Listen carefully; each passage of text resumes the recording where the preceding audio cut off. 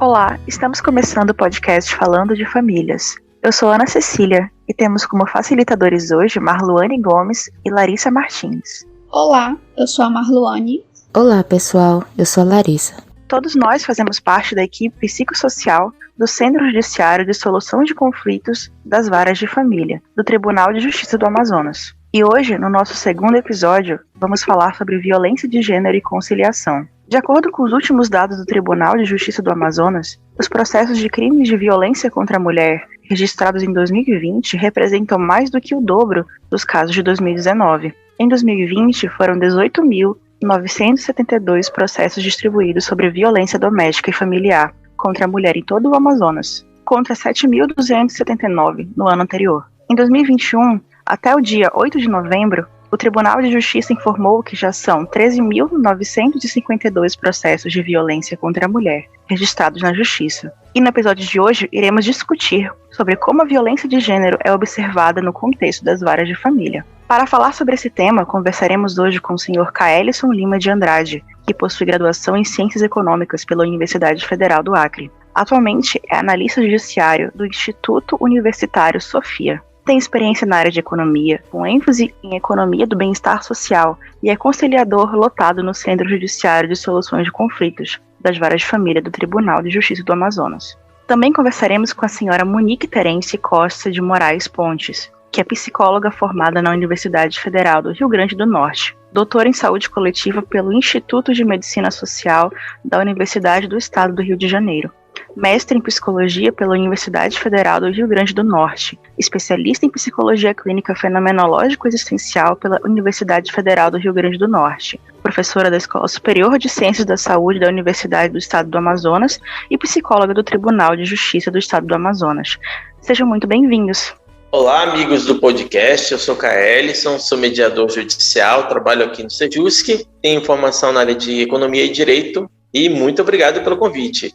Olá pessoal, eu sou Monique, sou psicóloga aqui do Sejusc, sou professora da Universidade do Estado do Amazonas e é um prazer estar aqui com vocês e com meu amigo Kaelison nesse episódio tão interessante.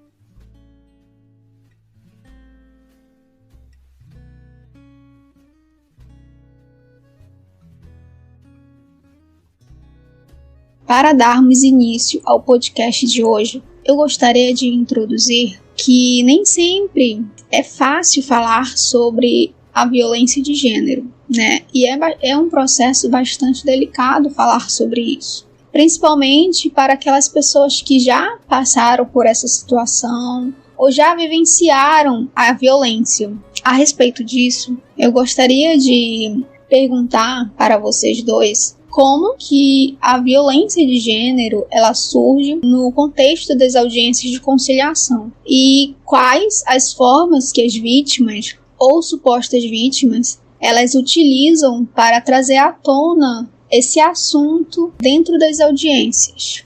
Gente, quando eu li essa pergunta, eu achei muito interessante, porque eu lembrei quando eu estava uma vez conversando com um fisioterapeuta que trabalhou no combate à Covid. Ele falou assim: olha, o lugar mais seguro de um hospital Covid é a UTI Covid, porque a gente sabe que ali tem as pessoas doentes com Covid e aí a equipe se paramenta e se prepara para combater. O problema, segundo esse fisioterapeuta, são os corredores, a recepção e etc., porque são lugares que a gente não espera que a Covid apareça. E são exatamente nesses lugares que a equipe não se prepara, porque a equipe não está tão atenta para se proteger, né, no caso lá da Covid. E aí, quando eu li essa pergunta, eu lembrei dessa fala, porque eu pensei que se trabalhássemos, por exemplo, nas varas, né, dos juizados da Maria da Penha, nós estaríamos talvez esperando, né, que a violência doméstica aparecesse, né, no discurso, na narrativa dos jurisdicionados. Mas quando estamos falando de varas de família, estamos falando talvez dos corredores, né, dos quartos da recepção, daqueles lugares, ou daquela vara, ou do setor, né, em que não se espera, digamos assim, a priori, que a violência doméstica venha diretamente ali exposta. Então, eu gostei muito dessa pergunta, porque é importante que quem está nos ouvindo saiba que quando as pessoas chegam aqui, né, no Sejusc Famílias, elas não vêm já decididas a falar sobre a violência doméstica. Elas vêm decididas a falar sobre questões de guarda, questões de pensão, sobre conflitos familiares. E é preciso, então, essa sensibilidade da equipe para quando essa narrativa não aparece expressa, né, diretamente colocada, de que houve violência doméstica ou que há violência doméstica, a equipe possa perceber. Eu vou pedir para Kaelson falar um pouquinho, porque como ele é conciliador, chega primeiro nele, depois chega para o psicossocial. E aí depois eu acho que eu posso falar um pouco de como chega para a equipe do psicossocial. Pode ser, Kaelson? Pode ser. Então, essa violência que chega para a gente, ela chega também em vários aspectos. Chega nesse aspecto do que aconteceu lá internamente na família, por mais que as pessoas não consigam, não queiram, se sintam constrangidas em expor as situações, mas no decorrer do diálogo, da audiência de conciliação, essas informações são trazidas e a gente tem a oportunidade de alguma forma trabalhar isso, para que essa dinâmica familiar ela tenha um encaminhamento diferente. Mas tem outros aspectos dessa violência de gênero que também são muito perceptíveis e que não deveriam ser, mas esse exemplo do fisioterapeuta trazido pela Monique também é um espelho disso. Então, a gente não espera que a gente presencie situações de violência de gênero no âmbito profissional, por exemplo, no ambiente da justiça. E a gente observa aquelas pessoas que não respeitam o colega conciliador, mediador, porque é uma mulher, ou porque tem uma orientação homoafetiva. Tem situações em que outros profissionais, né, por exemplo, advogados, não respeitam também essa condição de gênero um do outro. Então, também tem esse aspecto, não só do usuário, mas também o profissional dentro das audiências. Então, como é que, após isso, né, que Kaelson falou, como é que a gente identifica, né, questões de violência doméstica, como é que chega até a equipe psicossocial? Eu consegui pensar em pelo menos 2 manifestações, digamos assim, mais comuns. A primeira é a mobilização dessa pessoa que sofreu a violência, então ela vem mobilizada emocionalmente para falar com a equipe, né, seja chorando, seja com tremor, seja olhando fixamente para os membros da equipe, como se estivesse transmitindo alguma mensagem pelo olhar. E também uma outra forma, né, bem comum, é através do que eu vou chamar aqui, gente, de pistas na narrativa. Na fala dessa pessoa, ela vai dando uma espécie de pista para dizer que alguma coisa está incomodando, para dar a entender que há algo que precisa ser falado, mas não ali naquele momento, na presença de todas aquelas pessoas. São falas como, tem muito mais coisas aqui, mas que agora eu não quero falar, ou tipo, você não sabe certas coisas que aconteceram. São pistas, né, ali nas narrativas que acendem esse alerta para a equipe de que talvez seja necessário iniciar um procedimento diferente para aquele caso, por não se tratar apenas de um caso que envolve questões de guarda, pensão e conflito conjugal sem violência. Eu conseguiria dizer essas 2 características, essas 2 formas de manifestação para vocês. Aí você fez outra pergunta, Marluane, foi 2 em 1. Qual foi a outra pergunta? A pergunta feita foi sobre quais as formas que as vítimas elas trazem à tona a questão da violência para o contexto das audiências de conciliação. E acredito que vocês conseguiram responder essa pergunta, né, trazendo a questão de que nem sempre as vítimas elas vão trazer a questão da violência de forma direta, né? Então elas trazem isso de uma forma mais indireta, né? E enquanto a isso, os profissionais que atuam com esse público, eles precisam estar atentos à fala dessas pessoas, se questionando sobre o que está por trás dessa fala, né? O que essa pessoa quis dizer com isso? Será que tem algo por trás disso? Então, essas questões norteadoras e estar atento, né, diretamente sobre a fala dessas pessoas são pontos importantes, né, para se trabalhar e em compreender se há a questão da violência nesses casos de conciliação. Então, acredito que vocês conseguiram responder a esse questionamento. Só para confirmar se eu estou falando está na linha também do que vocês pensaram, né? Porque quando eu pensei em violência de gênero, eu não pensei só nos casos que a gente atendia. pensei também nas relações de trabalho, de tudo que acontece sim na dinâmica do Sejusc. Não sei se era isso que vocês esperavam também. Quando a gente pensou no roteiro, né, a violência em específico aos usuários, né, como eles traziam essa questão. Mas a sua resposta foi muito interessante, quando você pensou esse outro lado da violência dentro dos agentes do judiciário. Então acho que ficou interessante a sua resposta. Vou fazer um complemento com base nessa fala de Kaelison. Eu acho que é uma fala importante, porque acho que nos mostra que a violência doméstica está localizada aqui também, ou a violência, pensando também na ideia da violência de gênero, né, não só a doméstica, no sentido de que essas disputas de relação de poder entre gêneros aparecem aqui na instituição, né, nos servidores, nos operadores do direito, e também aparece nas demandas dos usuários que chegam, né, e aí eu acho que talvez seja uma afirmação importante, né, até fazendo o link com a história do fisioterapeuta. Nós precisamos entender que a violência de gênero e as demandas de violência doméstica não estão circunscritas à Maria da Penha, ou lá os setores, as varas dos juizados. Nessa relação, né, onde a gente não espera que tenha, porque a gente está no meio social que tem, então... Exato. Eu acho que essa talvez seja uma afirmação importante para a gente começar essa conversa, né? Não existe uma localização, uma circunscrição para a violência de gênero. Ela está em vários lugares.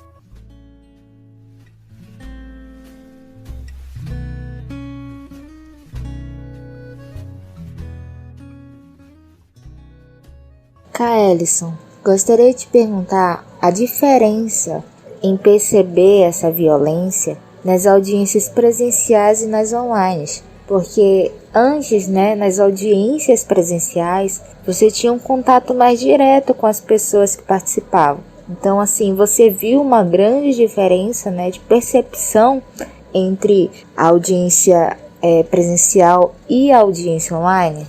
É perceptível a diferença, mas também não é que ela deixe de existir. No presencial, a gente tem uma relação mais próxima e é mais fácil você criar momentos particulares, separar as pessoas em momentos individuais.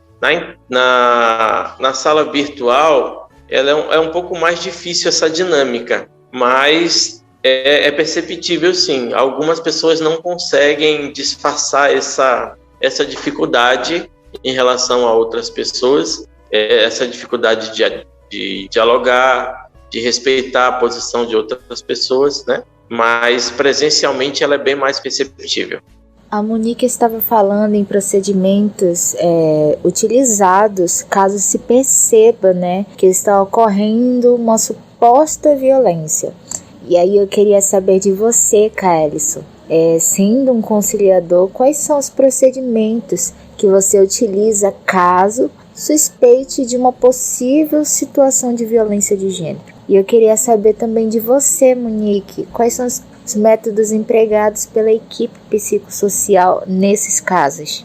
Na sala de audiência existe uma dinâmica um pouco particular, no sentido de tudo que ocorre é sigiloso. Então, o conciliador, ele precisa ter uma sensibilidade para saber até que ponto aquela manifestação ela tem a ver com a dor que a pessoa está vivendo ou não, quando aquilo já é um excesso. Então, quando a gente percebe que aquela diferenciação, né, aquele preconceito, aquela manifestação agressiva, ela passa dos limites, então a primeira comunicação a gente faz para o nosso coordenador, no nosso caso a doutora Andréia, para a gente entender juntos se é necessário tomar uma outra providência ou não. E a gente vai aproveitando essas situações que acontecem para também fazer parte do nosso aprimoramento. Então, acontece uma situação com uma colega, ela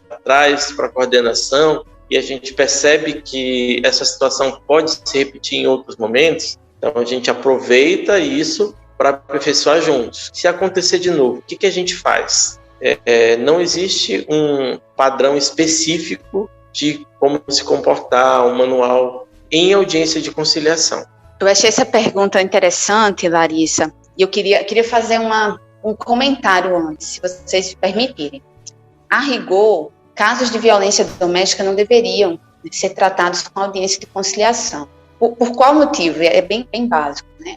Uma audiência de conciliação, ela pressupõe uma isonomia de poderes entre os interessados, entre as partes envolvidas. Acho que esse é o primeiro ponto, né? Numa audiência de conciliação é preciso, né? A premissa seria interessados, partes com isonomia de poder, para ali, naquele ambiente, com o auxílio do conciliador mediador, chegar a um consenso, enfim, a um acordo, a melhor solução para eles. Considerando que os casos que vêm para cá não são casos explícitos de violência doméstica, na verdade a violência acaba aparecendo, né, no contexto da audiência, essa pergunta se torna ainda mais interessante e necessária. O que a equipe faz, né, diante dessa situação, quando ela aparece?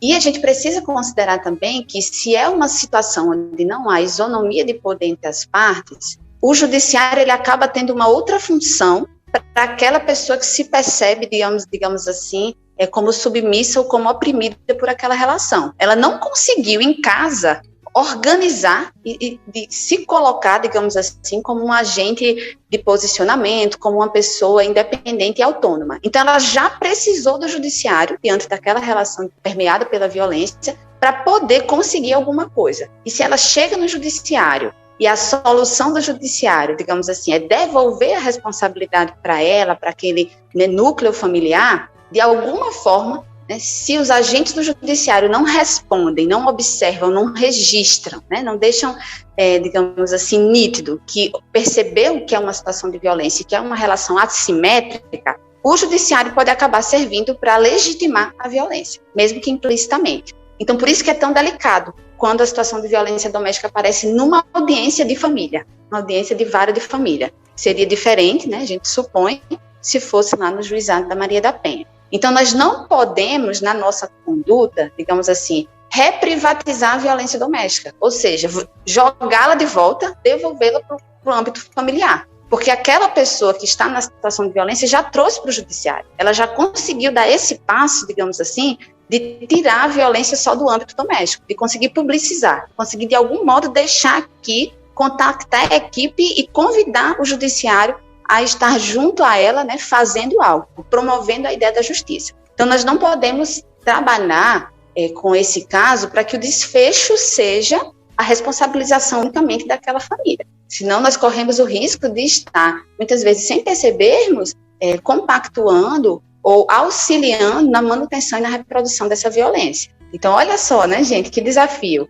E aí, o que se faz, né? Que procedimentos, aí Cairson já falou alguns, eu penso que o primeiro é reconhecer que não dá para trabalhar com uma audiência de família em que há relato ou indício de violência doméstica, como nós trabalharíamos num caso em que não há esses indícios ou esses relatos. Primeiro é reconhecer as diferenças, porque ao reconhecer as diferenças, nós estamos aí trabalhando com se há ou não isonomia de poder. Pode parecer simples essa ideia do reconhecimento, gente, mas não é, né? Conseguir reconhecer que é diferente e fazer algo diferente, linkando aí com a pergunta de Larissa, conseguir estabelecer protocolos específicos já é algo bem importante, né? E segundo, a equipe psicossocial passou também a adotar alguns procedimentos específicos, do tipo separar esses interessados para conseguir entender melhor, perguntar especificamente sobre os sentimentos e sobre como é para aquela pessoa estar, né, no mesmo ambiente que aquela outra, como é que ela se sente em termos relacionais e o que ela quer fazer com isso. Se ela quer encerrar a audiência, se ela quer ir para um outro, digamos assim, fazer uma outra coisa, se ela precisa de suporte e encaminhamento, né, para a rede de assistência e proteção à mulher, se ela já fez isso, se não, quais as dificuldades, e aí passa, digamos assim, a ser um atendimento em um outro contexto. Envolve também, né, caso essa mulher confie nessa equipe e perceba nessa equipe uma ponte, um apoio para conseguir procurar as outras equipes especializadas de proteção, marcar atendimentos em outros horários para que essa mulher não precise encontrar essa pessoa que a agrediu. Passa também por proteger, inclusive, os arredores institucionais, porque se você marca, por exemplo, no mesmo horário ou em horário próximo, essas pessoas podem se encontrar nos arredores, não necessariamente na instituição, mas ao redor dela. Então, esses cuidados, né, são cuidados de que nos mostram que a violência doméstica é uma realidade. Eu olhei antes de vir aqui conversar com vocês os dados de feminicídio no Brasil. Nós temos hoje, numa atualização de julho de agora desse ano, 2021, a cada 6 horas e meia, uma mulher morre por feminicídio. Então, é uma realidade assim, urgente.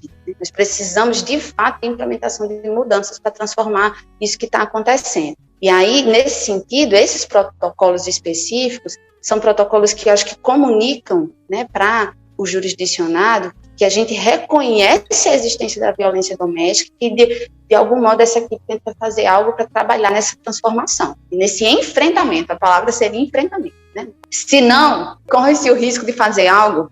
Laura Nader, em 1994, ela fez um alerta interessante para o sistema de justiça. Ela disse que se há uma insistência, né, nessas audiências de conciliação, onde não há isonomia de poder, o que se tem, ao final, se for de fato um acordo, é uma harmonia, que ela vai chamar de uma harmonia coerciva. Ali, aparentemente, algo que foi equilibrado, estabilizado e harmonizado, pactuado, mas, na verdade, é fruto de uma relação coercitiva, de uma relação onde não há uma simetria de poderes. Então, é um falso resultado. Eu acho que ela falava em 1994. Nós estamos aqui em 2021, né, na Semana do Justiça pela Paz em Casa, que o Tribunal de Justiça do Amazonas está promovendo, discutindo esse tema. Então, olha só, a manutenção dessa pauta na agenda pública, a manutenção dessa discussão dentro da pauta da agenda pública nos mostra como ela é difícil de ser solucionada, né? Como esse enfrentamento ele exige de todos os operadores, os agentes do sistema de justiça. É muito interessante isso que a Monique está trazendo, também pelo aspecto de como as demandas elas chegam para o judiciário. Porque se é uma situação explícita, a gente sabe, né, exatamente para onde encaminhar, como vai ser tratado. Mas quando ela é implícita, a gente tem que perceber e tentar contribuir de alguma forma. Então, por exemplo, é muito comum as pessoas esconderem, né, olha, não, mas eu só quero resolver logo. Vamos fazer isso, eu só quero resolver logo. E aí, por trás desse resolver logo, desse resolver de qualquer jeito, que a gente consegue perceber que existe alguma coisa implícita e que resolver de qualquer jeito não vai solucionar as questões que estão ali por trás, né? Que estão envolvidas, questões principalmente de violência, né? Vamos resolver logo porque eu não quero ver ele, porque depois ele vai querer se vingar, né? E é nesse sentido que é muito delicada essa intervenção do nosso Sejusc.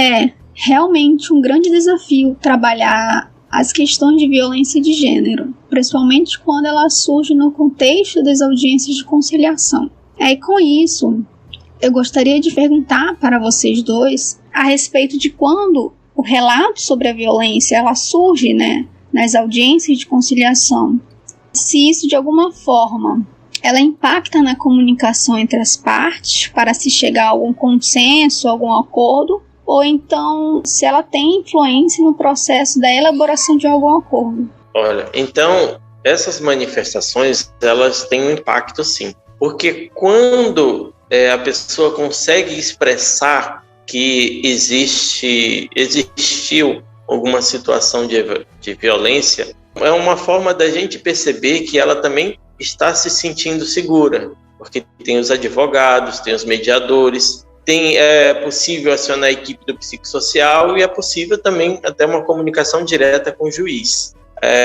A percepção da qualidade desse acordo, ela fica prejudicada quando a gente percebe que as pessoas não conseguem manifestar essa relação que é negativa, né, entre eles, essa relação de violência. Às vezes a pessoa ela não confia na estrutura ali por algum outro motivo, porque ela já procurou, porque ela tem medo de procurar alguma ajuda, ou porque às vezes até ela acha que a situação não é uma situação de violência, ela prefere guardar para ela mesma, ela prefere não expor. Então, quando a gente não consegue alcançar essa sutileza de entender que tem alguma coisa por trás, então, com certeza, na vida real, aquele acordo não vai surtir o efeito que se espera de um acordo, que seja bom para todo mundo.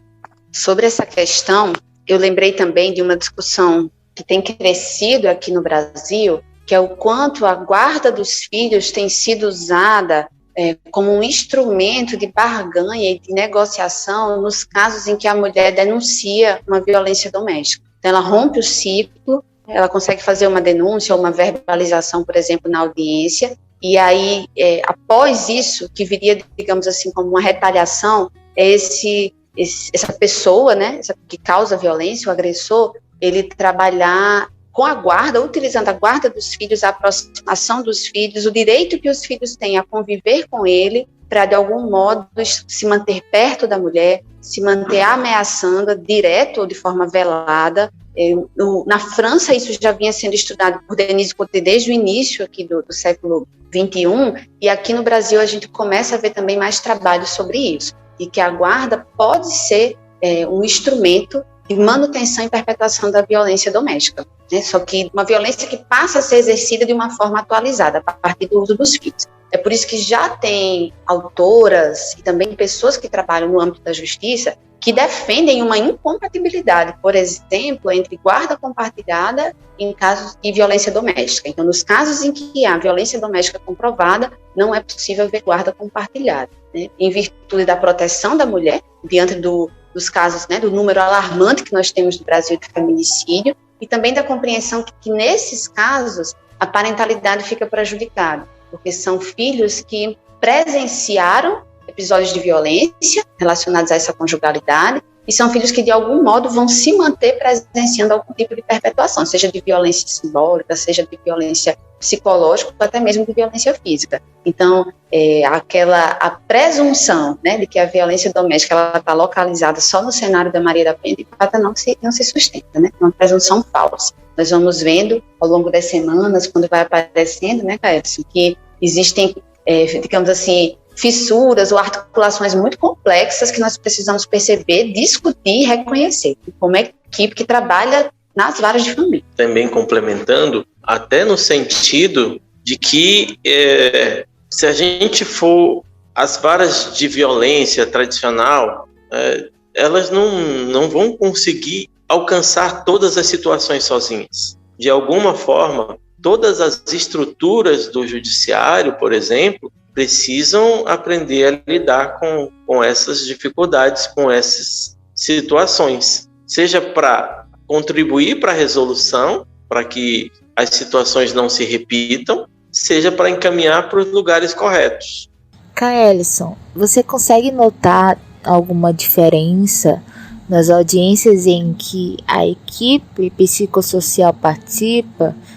Principalmente assim, nessas audiências, né, tão difíceis em que podem surgir, né, essas supostas violências?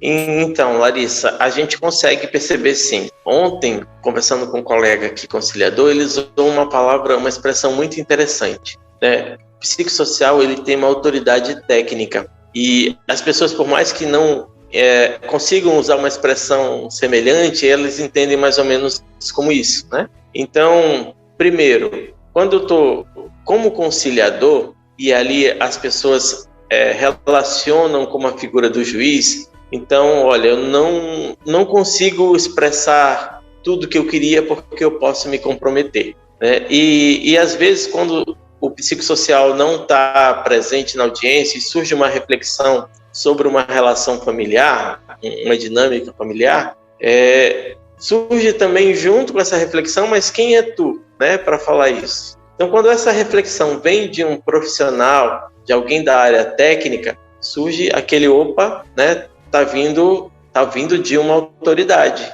E tem essa questão da percepção. Às vezes, eu como conciliador, eu tenho que focar na imparcialidade, às vezes eu não consigo alcançar essa sutileza que eu me referi antes, dessa violência. Então, um profissional que vai fazer uma observação técnica daquela relação, ele pode alcançar, e é ele que me fala depois, olha, talvez seja melhor chamar o juiz, talvez seja melhor mandar para a vara, talvez seja melhor aprofundar esse aspecto num outro momento, né? Num outro tipo de abordagem que o psicossocial faz. Então, é essa autoridade técnica que valida o nosso trabalho enquanto Sejusc, inclusive, para que qualquer resolução, para que qualquer encaminhamento que saia da sala de audiência, ela alcance a qualidade que a gente espera do nosso trabalho. Eu queria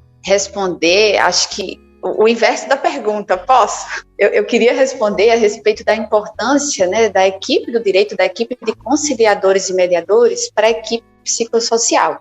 A gente já vem discutindo aqui que no caso do Sejusc Famílias, a violência doméstica, ela dificilmente já vem posta, né, expressa, por exemplo, nos autos. Ela vai aparecendo durante a audiência. Então, é muito importante para a equipe psicossocial que os conciliadores, os mediadores, entendam, primeiro, que se há violência doméstica, né, que se há ali uma fala de violência doméstica, possivelmente há também uma situação de disparidade de poder. E aí eu acho que isso muda, digamos assim, a chave de pensamento do conciliador, no sentido de que talvez, naquele momento, seja preciso buscar muito mais procedimentos pautados, digamos assim, na ética do que é justo, do que é certo, do que é errado, e muito menos na ética da harmonia, digamos assim, ou da eficiência do número de acordo. Porque se, digamos assim, for mantido na audiência essa lógica da eficiência, essa lógica da harmonia e do número de acordos, talvez nós tenhamos, né, aquela situação da harmonia coerciva,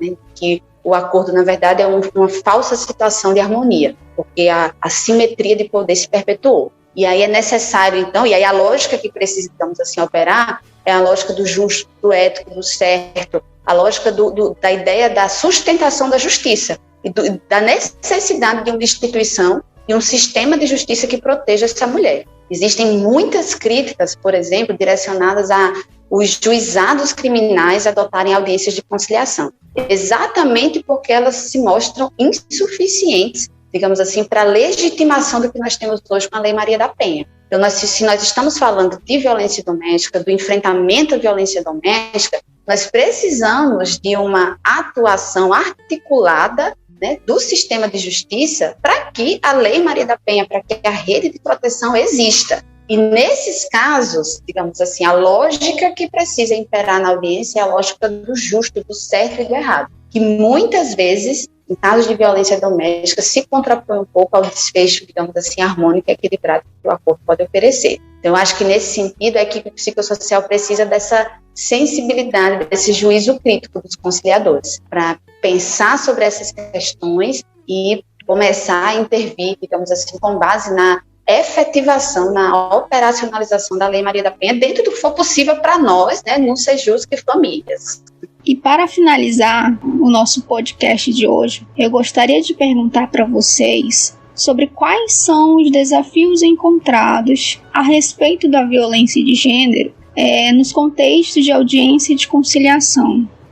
Um dos desafios que eu considero mais atual seria o desafio de manter o aperfeiçoamento permanente da equipe de trabalho do Sejusc. Então, por exemplo, um aperfeiçoamento nessa percepção de como lidar com as violências de gênero, a violência doméstica. O nosso aperfeiçoamento, atualmente, hoje, ele é muito técnico, no sentido de lidar com a promoção da imparcialidade, né? De esclarecer, de esmiuçar propostas e tudo. Mas é um desafio para a gente aperfeiçoar também essa percepção de ocorrências de quaisquer tipo de violência. Acredito que esse seja um desafio interessante para o nosso Sejusc.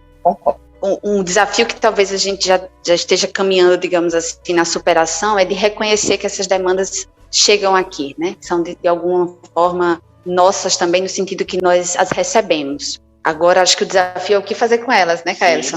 Tendo reconhecido isso, quais passos assertivos, efetivos e justos nós podemos dar para poder acolhê-las e solucioná-las ou encaminhá-las, né?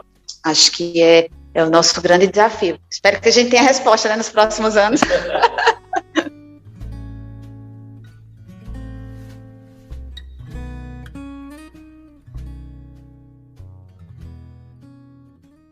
Então, gostaria de agradecer à equipe do podcast pelo trabalho, pela experiência que está sendo muito interessante e com certeza muito proveitosa. E todas as sugestões e críticas que puderem contribuir para que a gente melhore o nosso trabalho, a gente está aqui disponível para aprender juntos também. Eu quero agradecer, gente, o convite. Eu quero dizer que essa semana é uma semana especial para esse tema, porque o Tribunal de Justiça do Amazonas está lançando a campanha, né, do Paz em Casa. É uma campanha de enfrentamento à violência doméstica. E eu achei tão curioso o slogan, eu queria só compartilhar com vocês, que é "Estamos juntos com você no enfrentamento à violência doméstica". E eu acho, então, que esse podcast nos ajuda a pensar como, né, o sistema de justiça do Amazonas vai estar junto para enfrentar a violência doméstica e para quem ele manda essa mensagem, né? Essa mensagem de acolhimento e também de suporte, de apoio. Para quem está nos ouvindo, o Amazonas hoje ele está no ranking, né? Ele é um dos 5 estados, né, com o melhor combate e enfrentamento à violência doméstica. Isso é muito interessante para a gente, mas isso também nos coloca numa posição de estar assumindo, né, esse desafio e pensando ainda mais no que fazer. E aí, no âmbito de família, eu acho que ficam provocações importantes aqui nesse episódio. Obrigada, gente. Em caso de suspeita de violência, ou se você vivencia a violência pessoalmente, existem canais formais de denúncia, como a Central de Atendimento à Mulher, de número 180, e para a cidade de Manaus, o Disque Denúncia, número 181, e o Disque Polícia, de número 190. Agradecemos nossos convidados pela presença, e a você que ouviu o nosso 2º episódio do podcast Falando de Famílias. Nos siga nas plataformas de streaming, Spotify e Deezer, para ouvir os próximos episódios, e também no Instagram, @Falando de Famílias, tudo junto, para ficar por dentro da divulgação nos próximos temas e convidados, além de outros conteúdos informativos sobre famílias no contexto jurídico. Tchau, e até a próxima!